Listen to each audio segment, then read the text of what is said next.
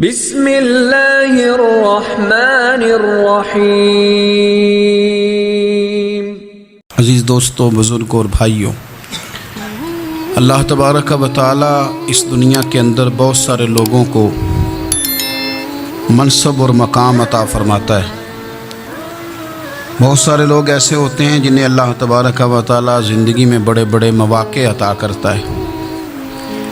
وہ چاہیں تو اس موقع سے اپنے ذاتی مفادات حاصل کریں، اور چاہیں تو ان اچھے مواقع کو ملت کی، مذہب کی، قوم کی خدمت کے لیے وقف کر دیں۔ کچھ لوگ ایسے ہوتے ہیں کہ جو کسی مقصد کے حصول کی طرف سفر تو کر رہے ہوتے ہیں، لیکن اس کے پیچھے زیادہ تر ان کے ذاتی مفادات کار فرما ہوتے ہیں، اور وہ اپنے دنیاوی مقاصد کے لیے، اپنے اور اپنے خاندان کے دنیاوی فوائد کے لیے کوشش کر رہے ہوتے ہیں۔ ایسے لوگ بھی محدود رہ جاتے ہیں، ان کی سوچ بھی محدود رہ جاتی ہے، اور کئی دفعہ کچھ تھوڑی دیر کے لیے ان کے نام ابھرتے ہیں اور پھر ہمیشہ کے لیے دب جاتے ہیں۔ کچھ لوگ ایسے ہوتے ہیں جو زندگی کے اندر اللہ کے لیے، اللہ تعالیٰ کی رضا کے لیے، رسول پاک صلی اللہ تعالیٰ علیہ وسلم کی خوشنودی حاصل کرنے کے لیے، دین کی، ملت کی، ملک کی سربلندی کے لیے آگے آنا چاہتے ہیں۔ میرا رب کریم قرآن مجید سورہ حج میں ارشاد فرماتا ہے کہ الذین ان مکناہم فی الارض، کچھ لوگ ایسے ہیں کہ اگر ہم انہیں زمین میں اقتدار دیں، زمین میں اگر ہم انہیں قابو دیں، تو وہ کیا کریں گے؟ اقاموا الصلاۃ و آتوا الزکوٰۃ، وہ نماز قائم کریں گے، زکوٰۃ ادا کریں گے، وامروا بالمعروف، نیکی کا حکم دیں گے، ونہوا عن المنکر، اور لوگوں کو بری باتوں سے منع کریں گے۔ وہ دینی، فکری، اصلاحی انقلاب برپا کر دیں گے، نماز کو عام کریں گے، زکوٰۃ کو عام کریں گے، بھلائی کا حکم دیں گے اور برائی سے منع کریں گے۔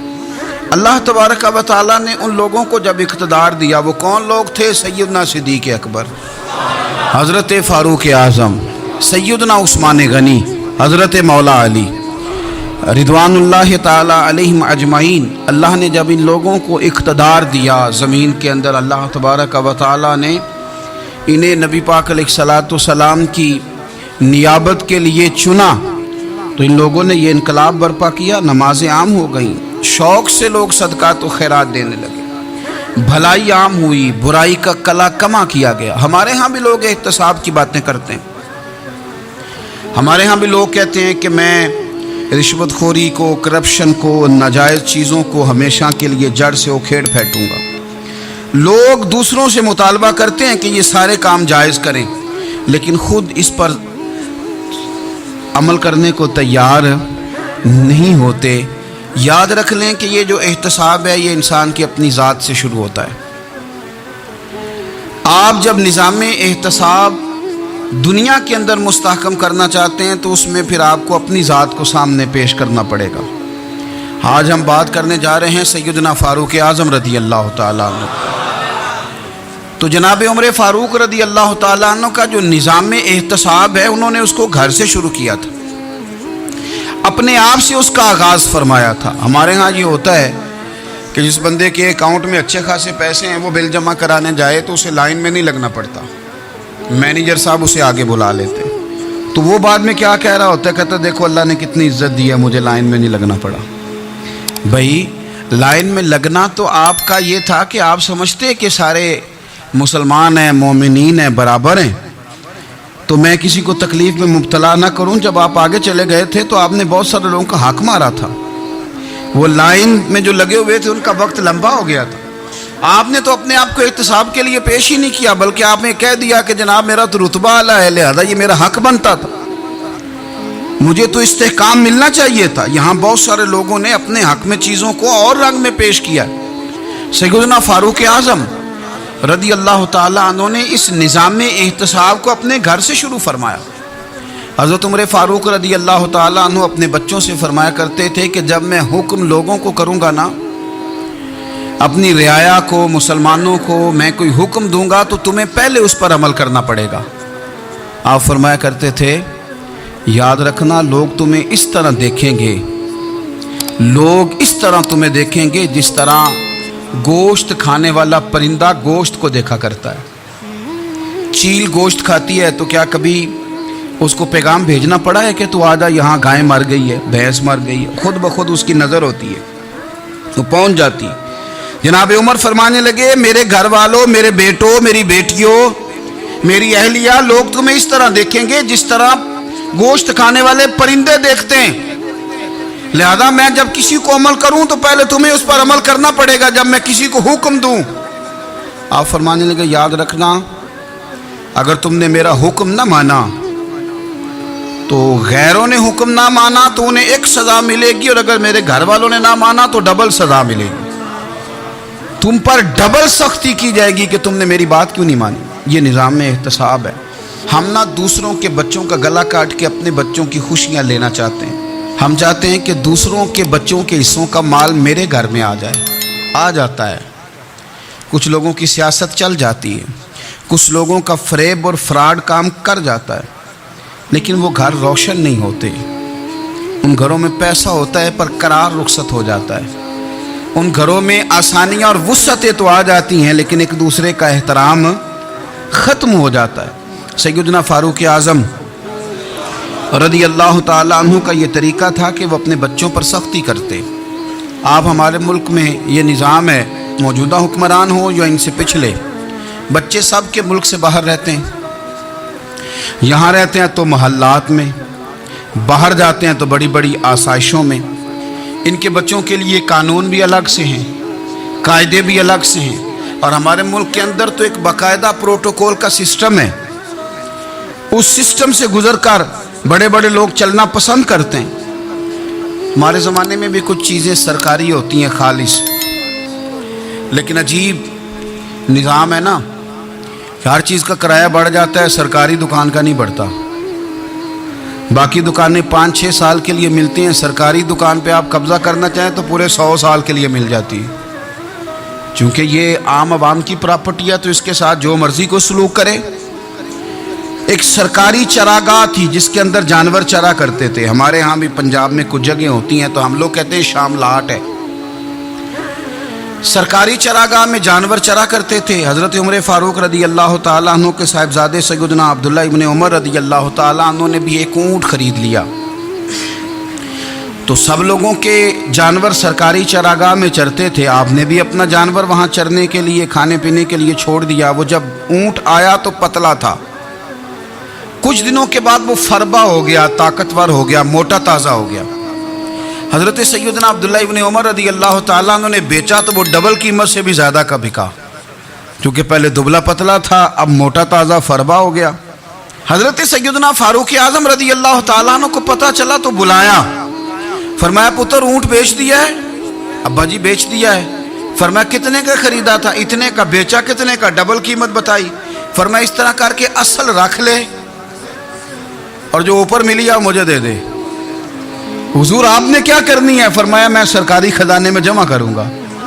حضور کیوں؟ فرمایا اس لیے کہ تیرا اونٹ سرکاری جگہ پہ چرا کرتا تھا، وہ گھاس سرکاری جگہ سے کھاتا تھا۔ حضور سب کے کھاتے۔ حضرت عبداللہ ابن عمر کہنے لگے سب کے کھاتے ہیں۔ آپ فرمانے لگے تو سب میں شامل نہیں ہے، تو امیر المومنین کا بیٹا ہے، تجھے میں یہ حق نہیں دے سکتا، تیرے اوپر تھوڑی سختی زیادہ کی جائے گی، تجھے یہ حق نہیں ملے گا۔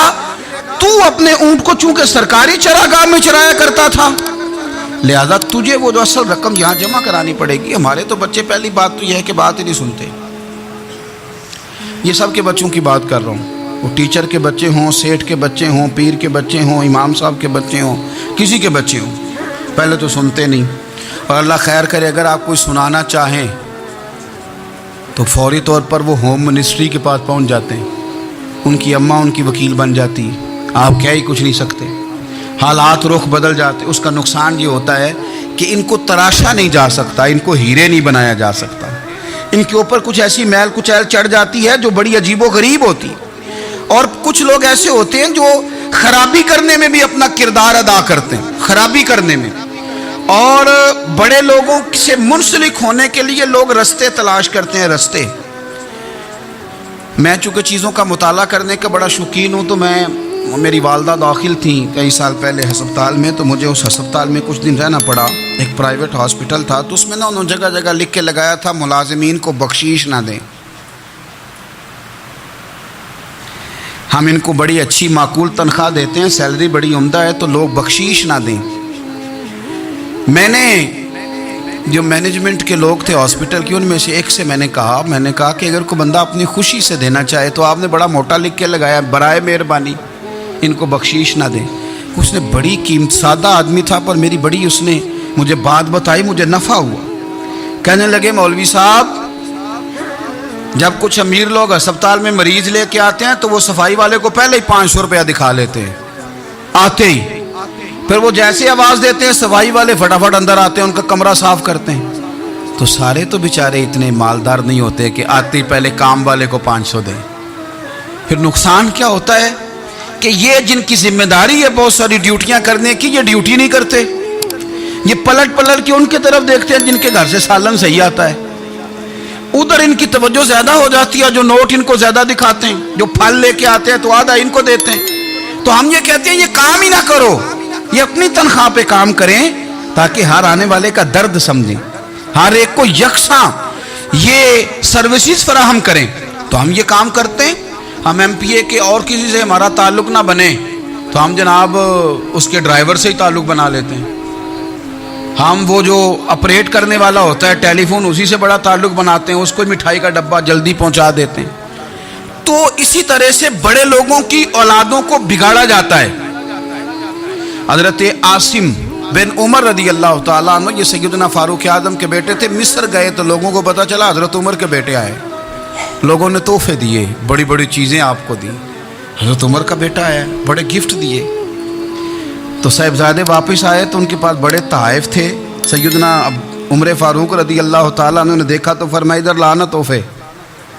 کعبہ جی لوگوں نے مجھے دیے ہیں۔ فرمایا تو نے کیوں بتایا تھا کہ میں امیر المومنین کا بیٹا ہوں؟ کہ حضور ان کو ویسے ہی پتہ چل گیا۔ فرمانے لگے پتر یہ تحفے تمہیں اس لیے ملے ہیں کہ تم امیر کے بیٹے ہو، یہ تحفے تمہارا حق نہیں، چونکہ تمہیں اس کرسی کی وجہ سے ملے ہیں اور یہ کرسی مسلمانوں کی ہے، لہذا یہ حق بھی مسلمانوں کا ہی ہے، یہ لا سارے مال غنیمت میں جمع کیے جائیں۔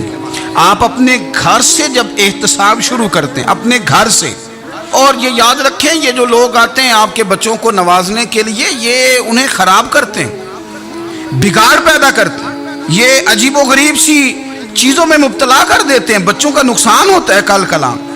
پھر جو شاپر اچھا لے کے آئے پیر صاحب کے بچے ذرا اس سے پیار سے ملتے ہیں، نقصان ہو جاتا ہے، یہ دستے نگر ہو جاتے ہیں، یہ لوگوں کی طرف جیتے ہیں، دوسروں پہ ڈیپینڈ کرنے لگتے ہیں۔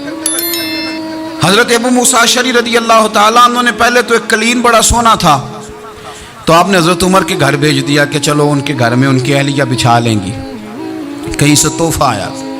پھر وہ جس کمرے میں مال غنیمت اور خزانہ رکھا جاتا تھا اس کی صفائی کر رہے تھے تو ایک دینار مل گیا، تو وہ دینار بچے سارے جا رہے تھے، تو ان میں سے حضرت عمر کے ایک بیٹے کو چھوٹے کو بلایا اور بلا کے کہا پتر یہ دینار لے لو۔ حضرت عمر نے دیکھا کہ بیٹے کے ہاتھ میں دینار بھی ہے اور گھر میں قالین بھی ہے، ایک موقع پہ وہ قالین گیا، ایک موقع پر بچے کو ایک دینار دیا۔ تو حضرت عمر اپنی اہلیہ سے پوچھنے لگے یہ کہاں سے آیا قالین؟ کہا جناب ابو موسیٰ اشعری رضی اللہ تعالیٰ عنہ نے بھیجا ہے۔ بیٹے سے پوچھا دینار کہاں سے آیا؟ کہا مجھے انہوں نے ہی دیا ہے۔ آپ نے وہ دینار بھی لیا اور قالین بھی لیا اور اس کو لپیٹا اور جناب ابو موسیٰ اشعری کو بلایا اور اتنے سخت ناراض تھے، فرمانے لگے ابو موسیٰ اشعری سے کہنا میرے پاس پیدل آئے، گھوڑے پہ نہ آئے۔ اور جب آئے حضرت ابو موسیٰ اشعری تو جناب عمر اتنے ناراض ہوئے کہ وہ قالین لپیٹ کے تو ان کے سر پہ مار دیا۔ فرمانے لگے پکڑو اپنا دینار، تمہیں پورے مدینے میں میرے بیٹے کے علاوہ کوئی اور نہیں ملے گا جسے تم خراب کر سکو، میرا پتر ہی ملا تھا بگاڑنے کی، کس نے اجازت دی تم میرے بیٹے کو دینار دو؟ کیوں لائے تم میرے گھر میں قالین؟ حضرت عمر فاروق رضی اللہ تعالیٰ عنہ فرمانے لگے میں زمین پہ سونے کا عادی ہوں، زمین چٹیل بھی ہو تو رب کا بندہ بن کے سوتا ہوں تو اللہ مجھے آرام اور سکون کی نیند عطا فرما دیتا ہے، مجھے تمہارے مخملوں کی اور قالینوں کی ضرورت نہیں ہے۔ احتساب یہاں سے شروع ہوتا ہے بھائی، یہاں سے۔ ہم نہ اپنے گھر میں بیٹھ کے مایوس باتیں کرتے ہیں، اور فلانے کے بچے کہاں پہنچ گئے، فلانے کے بعد بڑا پیسہ آ گیا، میں کچے مکان میں رہوں، میں یہ کروں، دیکھو مجھے نہیں سہولی۔ یہ تو آپ مایوسی والی باتیں کر رہے ہیں، یہ تو آپ کمزور باتیں کر رہے ہیں۔ یہ تو اس طرح کی باتیں تو ہارے ہوئے لوگ کرتے ہیں۔ اس طرح کا لب و لہجہ تو ان لوگوں کا ہوتا ہے جو احساس کمتری کا شکار ہوتے ہیں۔ یہ آپ نے کس طرح کا لب و لہجہ، اور اپنے بچوں کو آپ بھکاری بنا رہے ہیں تاکہ دوسروں کو دیکھیں تو مایوس ہو جائیں۔ اٹھ باندھ کمر کیوں ڈرتا ہے، پھر دیکھو خدا کیا کرتا ہے۔ آپ کا جو احساس ہے وہ اتنا خوبصورت ہو، آپ کے لہجے کے اندر اس قدر ٹھہراؤ ہو، آپ کو اطمینان آ چکا ہو، اور آپ کے بچے کبھی بھی کمپیریزن نہ کریں اپنا کسی کے ساتھ، کبھی بھی انہیں کرنے نہ دیں۔ آپ کبھی وہ کبھی یہ بات نہ کریں کہ فلانے زیادہ اچھا کھاتے پیتے ہیں تو ہم کدھر ہیں، کرنے نہ دیں انہیں بتائیں کہ بیٹا اپنی مٹی پہ چلنے کا سلیقہ سیکھو، سنگ مرمر پہ چلو گے تو پھسل جاؤ گے۔ ان کو بتائیں کہ جو تمہارے پاس ہے یہ خدا کا عطیہ ہے، اسی پر تم نے قناعت کرنی کبھی بھی۔ حضرت زید بن حارثہ سے نبی پاک صلی اللہ علیہ وسلم کو بڑا پیار تھا، پھر ان کے بیٹے حضور کے غلام زادے حضرت اسامہ بن زید کے ساتھ بھی حضور بڑا پیار کرتے۔ لیکن یہ تو مسلمہ حقیقت ہے نا کہ عظمت اور شان تو سیدنا فاروق اعظم کی زیادہ ہے۔ امت کا اتفاق ہے کہ نبیوں کے بعد سب سے بڑا درجہ جناب صدیق اکبر کا، اور پھر اللہ نے مقام عطا کیا حضرت فاروق اعظم کو۔ یہ بڑے لوگ تھے۔ ایک دفعہ مال تقسیم ہو رہا تھا تو حضرت عمر رضی اللہ تعالیٰ عنہ نے نا حضرت اسامہ بن زید کو 4000 دینار دیے، اور اپنے بیٹے عبداللہ ابن عمر کو 3000 دینار دیے۔ تو حضرت عبداللہ ابن عمر گھر جا کے کہنے لگے، ابا جی اسامہ میں وہ کون سی خوبی ہے جو میرے اندر نہیں، اور اسامہ کے باپ میں وہ کون سی خوبی ہے جو آپ کے اندر نہیں۔ تو حضرت عمر کی عاجزی دیکھیے، حالانکہ بالاتفاق دنیا جانتی ہے کہ جناب عمر فاروق رضی اللہ تعالیٰ عنہ افضل ہیں، پھر بھی پتہ اپنے بیٹے سے کیا کہتے ہیں، فرماتے ہیں او سن یار، وہ خدمت گزار ہیں نبی پاک کے، وہ بھی حضور کے گھر میں ڈیوٹی کرتے، نوکری کرتے، اور ان کے بیٹے بھی حضور کی نوکری کرتے، یہ خدمت گزار ہیں۔ فرمانے لگے اگر تو نے پوچھ لیا تو سن، پھر میری تو رائے یہ ہے کہ تیرے سے زیادہ اسامہ بن زید حضور کی نظر میں پیارے ہیں، اور اسامہ کا باپ تیرے باپ سے زیادہ نبی پاک کا پیارا ہے۔ کوئی کمپیریزن کرنے نہیں دیا، بچوں کو کسی ایسی جگہ کھڑے ہونے نہیں دیا۔ فرمایا یہ وجہ ہے، یہ انداز ہے کہ تو زیادہ پیارا ہے۔ حضرت عمر فاروق رضی اللہ تعالیٰ عنہ پسند نہیں کرتے تھے، ذرا برابر بھی پسند نہیں کرتے تھے کہ کوئی شخص اور مال آتا تو اپنے رشتہ داروں کو نوازنے سے بچتے۔ مال غنیمت آتا ہے نا، ہمارے ہاں تو اللہ خیر کرے جب کوئی بندہ کونسلر بنتا ہے، چیئرمین بنتا ہے، تو ٹھیکہ کس کو دیتا ہے؟ کوئی چلو بھتیجا مل جائے، کوئی بھانجا مل جائے، کوئی چھوٹا بھائی، اسے بھی کام مل جاتا ہے ساتھ۔ نوازنے پہ لوگ آتے ہیں تو وہ تلاش کرتے ہیں کہ کہاں کہاں کو میرا ہے، وہ ٹینڈر ہی ان کے نام کے پاس ہوتے ہیں جن کی طرف ذرا نظر کرم زیادہ ہوتی۔ حضرت عمر فاروق مال تقسیم کر رہے تھے تو بیٹی آگے کہنے لگی، ابا جی رشتہ داروں کا بھی حق ہوتا ہے، آپ سب کو دیتے ہیں، آپ کے اپنے آپ کے قریب ہی نہیں آتے۔ تو حضرت عمر فاروق نے کیا لفظ کہے، کیا حقیقت ہے، کیا حسن ہے۔ فرمانے لگے پتر یہ مال تیرے باپ کا نہیں مسلمانوں کا ہے، جب تیرے باپ کا ذاتی مال ہوگا تو اپنے رشتہ داروں کو دے گا، یہ مسلمانوں کا مال ہے، یہ اسی حساب سے تقسیم ہوگا جو عدل کا حساب ہے، جو ترازو ٹھیک ہے۔ فرمایا تو مجھے یہ مشورہ نہ دے، یہ مسلمانوں کا مال۔ یہاں سے نظام احتساب شروع ہوتا ہے، یہاں سے انسان آگے بڑھتا ہے، اور پھر کوئی تکلف نہیں کسی پر حضرت عمر کا، کوئی چھوٹا ہے یا بڑا ہے۔ حضرت ابو سفیان رضی اللہ تعالیٰ عنہ سردار رہ چکے ہیں مکے کے، بڑے آدمی، لیکن نظام احتساب میں کوئی چھوٹا بڑا نہیں ہوتا۔ حضرت عمر فاروق مکہ مکرمہ گئے تو لوگوں نے کہا حضور جناب ابو سفیان نے نا گلی میں پتھر رکھے، اور بہت سارے لوگوں کو رستوں میں تکلیف ہو رہی ہے۔ تو حضرت ابو سفیان رضی اللہ تعالیٰ عنہ سے بھی لوگ کہہ دیتے تو وہ بھی اٹھا دیتے، لیکن لوگوں نے چونکہ وہ سردار تھے، بڑے تھے، تو لوگوں نے ان سے کہا نہیں۔ حضرت عمر جب آئے تو کہا تو جناب عمر نے پرواہ نہیں کی، خود آئے جناب ابو سفیان سے کہا یہ پتھر آپ نے رکھے؟ کہا حضور ہاں۔ فرمایا یہ بھی اٹھائیے، یہ بھی اٹھائیے، یہ بھی اٹھائیے۔ جب وہ اٹھا رہے تھے تو حضرت عمر کہہ رہے تھے شکر نہیں اللہ کا کہ عمر کہہ رہے ہیں اور ابو سفیان مانتے جا رہے ہیں۔ شکر نہیں، یہ نظام احتساب ہے کہ بڑا ہو یا چھوٹا ہو، اس کو یہ حق حاصل نہیں ہے کہ مسلمانوں کو وہ کسی تکلیف میں کسی بھی صورت میں مبتلا کرے، کہیں بھی کسی جگہ بھی، اس کو یہ والی اجازت نہیں۔ حضرت سیدنا عمر فاروق رضی اللہ تعالی عنہ۔ پھر ایک اور بات تھی، میں کئی دفعہ یہ بات کہتا ہوں اور مجھے ذاتی طور پر اس کا بڑا تجربہ ہے۔ کچھ لوگ نا خوشامد پسند ہو جاتے ہیں، بڑی عمدہ تعریف کرتے ہیں، اوئے ہوئے ہو پول باندھتے ہیں پورے، آپ کے پاس آئیں گے تو کہیں گے جناب آپ سے زیادہ اچھا بندہ ہی کوئی نہیں، تو وہ نا آپ سے کام نکلواتے ہیں۔ پھر وہ کسی دوسرے کے پاس جاتے ہیں تو اسی طرح کا رویہ وہ دوسروں کے ساتھ کرتے ہیں۔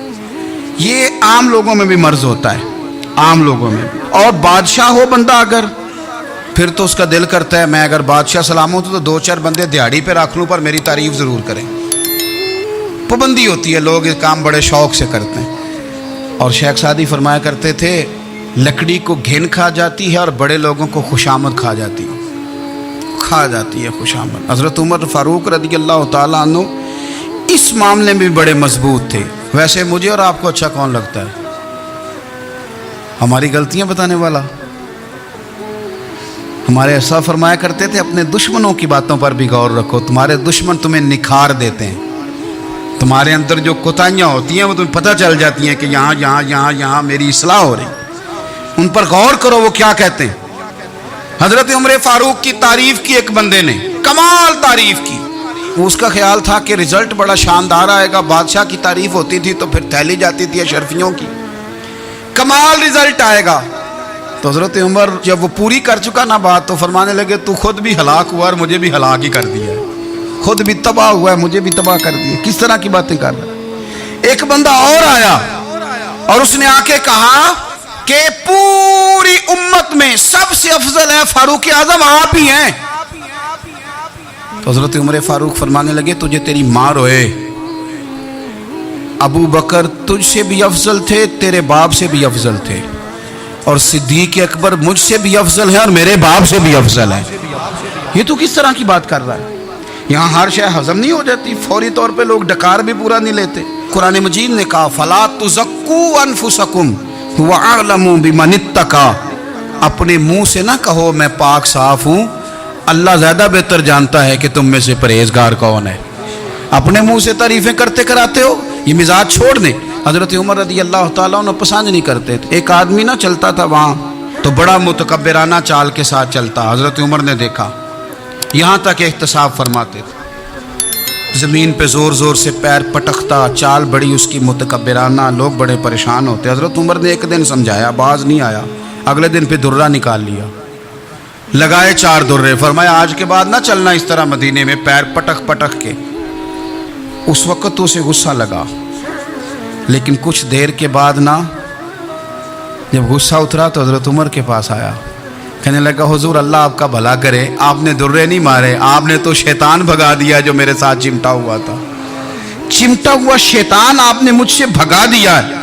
یاد رکھیں مسند امام احمد بن حنبل میں حدیث ہے، اللہ کے پیارے رسول صلی اللہ علیہ وسلم فرماتے ہیں جو دنیا میں متکبرانہ چال کے ساتھ چلتا ہے نا، قیامت کے دن وہ اللہ سے اس حال میں ملے گا کہ رب اس سے ناراض ہوگا، متکبرانہ چال سے نہیں چلیں گے۔ تو حضرت فاروق اعظم رضی اللہ تعالیٰ عنہ کا یہ طریقہ تھا کہ آپ خیال کرتے، اور پتہ کس طرح کا آپ کا مزاج تھا، فرماتے تھے تقسیم کرو، دوسروں کا بھی خیال رکھو۔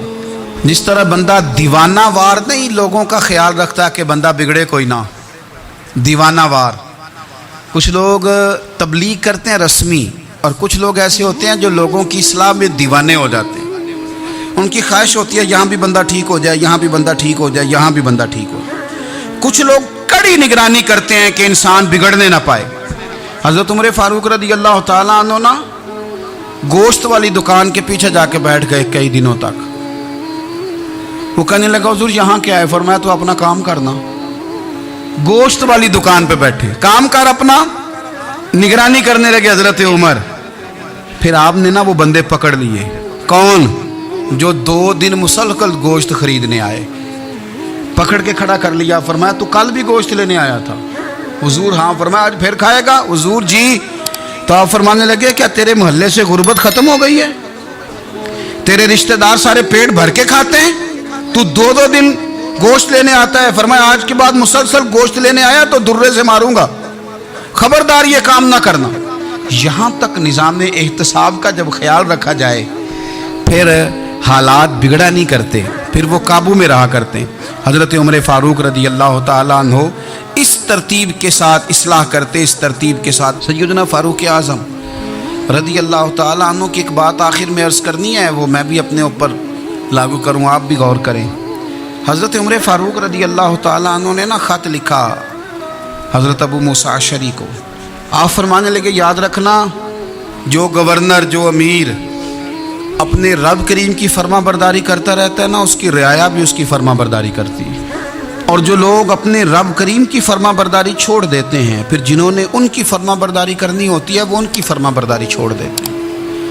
آپ نے سپہ سالاروں کو خط لکھے تھے، فوج کے جو جرنیل تھے، کمانڈو تھے، ان کو خط لکھے تھے. فرمایا جو سپاہی نماز نہیں پڑھتا اسے فوج سے نکال دو.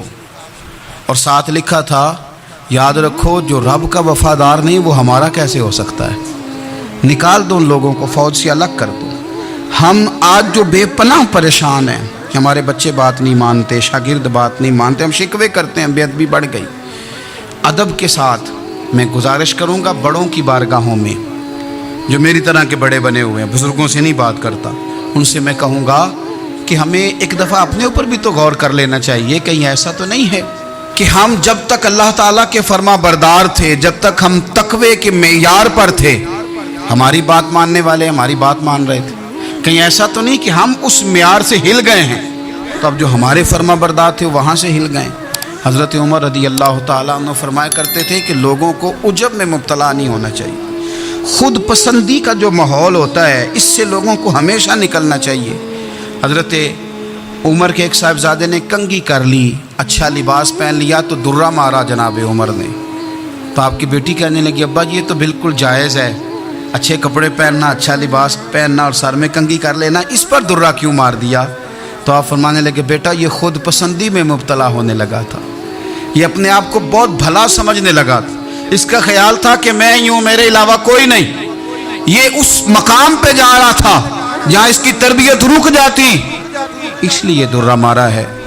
ایک دفعہ حکومتی معاملات کے اندر آپ کی اہلیہ نے مشورہ دینا چاہا. بڑے کام بیویاں نہیں کرتی، بڑے بڑے معاملات میں مداخلت نہیں کرتی. ہمارے بر صغیر میں وہ بادشاہ نہیں گزرا کہ جو فیصلہ کرتا تھا تو کرسی پہ بیٹھ جاتا تھا اور پردے کے پیچھے اس کی بیوی بیٹھ جاتی تھی، اور جب وہ فیصلہ سنانے لگتا تو یوں گردن پیچھے کرتا اور اہلیہ جو کہتی وہ فیصلہ سنا دیتا. لیکن ایک دفعہ خاتون نے ایک آدمی کو حضرت عمر نے معزول کیا تو آپ کی اہلیہ نے، اس آدمی کی اہلیہ حضرت عمر کی اہلیہ سے ملی ہوں گی، تو خاتون نے ذرا سفارش کرنی چاہیے. تو جناب عمر فاروق رضی اللہ تعالیٰ عنہ کے ہاتھ میں عصا تھا، ڈنڈا تھا، 2-3 دفعہ زمین پہ مارا. فرمایا تمہیں کس نے اجازت دی ہے حکومتی معاملات میں مشورہ دینے کی؟ یہ مشورہ مولا علی دیں گے یا عثمان غنی دیں گے؟ آپ کو کس نے اجازت دی؟ وہ حکومتی معاملات، وہ مسلمانوں کا اجتماعی معاملہ، وہ مسلمان دیکھیں. آپ کو اس میں آنے کی اجازت نہیں ہے. جو آپ کی ذمہ داریاں ہیں، آپ کے حقوق ہیں، ان پر آپ بات کریں. تو بھائی نظام میں احتساب اپنی ذات سے شروع کریں. ہماری اولادیں، ہمارے بچے، وہ باہر سے انہوں نے زیادہ اثر نہیں لیا. ہم نے انہیں بتایا ہے کہ ہم بڑے غریب ہیں، ہم بڑے مجبور ہیں، ہم تو بڑے کمزور ہیں، ہماری تو سنتا کوئی نہیں، یہ تو امیروں کا ملک ہے، اس میں تو فلانے فلانے کو اہمیت حاصل ہے. ان باتوں نے ہمارے بچوں کو کمزور کیا ہے. ان باتوں نے ہمارے بچوں کے دلوں میں احساس کمزوری پیدا کیا ہے. آپ ان کو جینا سکھائیں. آپ ان لوگوں کو بتلائیں کہ رب کریم نے جو تمہارے لیے بہتر سمجھا وہ تمہیں اپنے فضل سے بڑا عطا فرمایا ہے.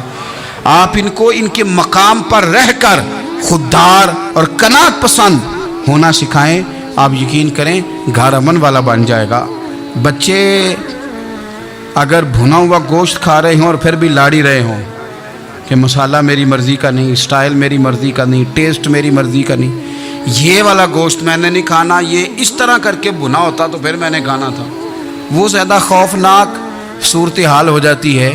لیکن اگر ابا جی اماں جی گھر والے کھیتوں میں کام کر رہے ہوں اور بچے اچار کے ساتھ روٹی لے کے جائیں اور بننے پہ بیٹھ کے پھٹے پہ بیٹھ کے وہ پھر کھانا شروع کریں، اور جب وہ اچار آئے اور وہ ایک دوسرے کو کہیں کہ آج تو 2 کلے ہو گئے میرے کام کے، اس دفعہ تو دیکھنا ہماری فصل کتنی شاندار ہوگی، ایک دوسرے کو دیکھ دیکھ کے وہ ہنسیں اور مسکرائیں اور ان کی باتوں میں لذت ہو، اور پھر وہ کہیں کہ آم بڑے اچھے مل گئے تھے، دیکھو اچار کتنا سونا آ گیا ہے، دیکھو یہ کس قدر زیادہ اچھا ٹیسٹ ہے، تیل بھی بڑا اچھا ہے، گل بھی بڑے وقت پہ گیا ہے۔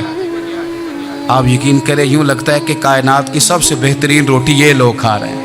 یہ سوچ حضرت عمر نے ہمیں دی ہے، یہ فکر جناب عمر نے ہم تک پہنچائی ہے۔ اللہ ہمیں سمجھنے کی توفیق عطا فرمائے۔